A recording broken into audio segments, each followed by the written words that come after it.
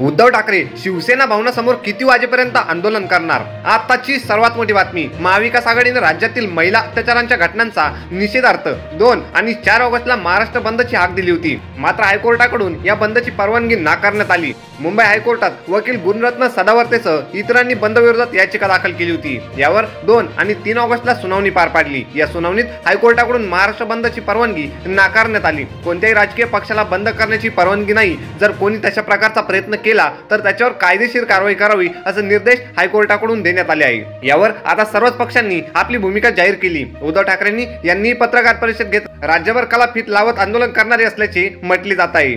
मी 2 तास आंदोलन करणार असल्याचेही त्यांनी जाहीर केले। उद्धव ठाकरे म्हणाले, महाराष्ट्र बंद मागे घेत आहे पण राज्यभर काळ्या फिती लावत आंदोलन करणार आहे। महिला अत्याचारांच्या घटनेबाबत बोलताना ते पुढे म्हणाले, बदलापूरच्या केसवर आता कोर्ट फास्ट ट्रॅक काय असतं ते दाखवेल अशी आशा आहे। काल कोर्टाने जे थोपडवलं ते मुख्यमंत्री आणि सरकारला चपराक नाही का असा प्रश्न त्यांनी उपस्थित केला। आताही मी कौतुक करत आहे। न्यायालयाच्या भूमिकेचं कौतुक आहे। न्यायालय हे तत्परतेने हलू शकतं। तीच तत्परता ज्यांनी ज्या कारणासाठी आंदोलन करणार होतो त्यावर दाखवली पाहिजे। आरोपींना शिक्षा सुनावली पाहिजे। सरकार नराधमांना पाठीशी घालवत आहे। उत्स्फूर्तपणे आंदोलन करणाऱ्यांचा गुन्हेगार ठरवलं जात आहे। ते स्वतःच्या विश्वात मशगूल आहेत।